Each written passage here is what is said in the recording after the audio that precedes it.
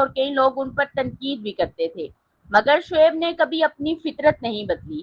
وہ ہمیشہ سچ بولنے کی کوشش کرتے رہے۔ کرکٹ سے باہر بھی ان کی پرسنالٹی لوگوں کو متاثر کرتی رہی۔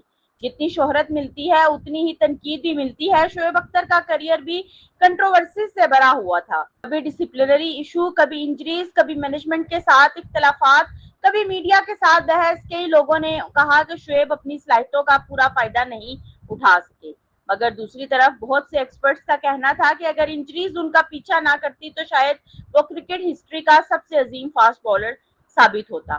ہر کھلاڑی کی زندگی میں ایک دن ایسا آتا ہے جب اسے اپنے سب سے پیارے سفر کو الوداع کرنا پڑتا ہے۔ شعیب اختر کے لیے بھی یہ لمحہ بہت مشکل تھا۔ سالوں تک دنیا کے بیٹسمین کو ڈرانے والا یہ بولر اب اپنے جسم کی تھکن محسوس کر رہا تھا۔ انجریز نے ان کے کیریئر کو بہت متاثر کیا تھا۔ ہر آپریشن کے بعد واپس کرنا آسان نہیں ہوتا، مگر شعیب نے کبھی ہمت نہیں ہاری۔ آخرکار 2011 ورلڈ کپ کے بعد انہوں نے انٹرنیشنل کرکٹ کو الوداع کہہ دیا۔ جب ریٹائرمنٹ کا اعلان ہوا تو لاکھوں فینز اداس ہو گئے۔ انہیں لگ رہا تھا کہ کرکٹ کا ایک سنہرا دور ختم ہو گیا ہے۔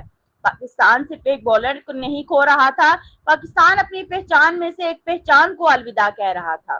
2011 ورلڈ کپ شعیب اختر کا آخری ورلڈ کپ تھا۔ ہر پاکستانی فین چاہتا تھا کہ شعیب ورلڈ کپ ٹرافی کے ساتھ اپنا کیریئر ختم کریں۔ پاکستان نے ٹورنامنٹ میں اچھی پرفارمنس دی، ٹیم سیمی فائنل تک پہنچ گئی، مگر انڈیا کے خلاف سیمی فائنل میں پاکستان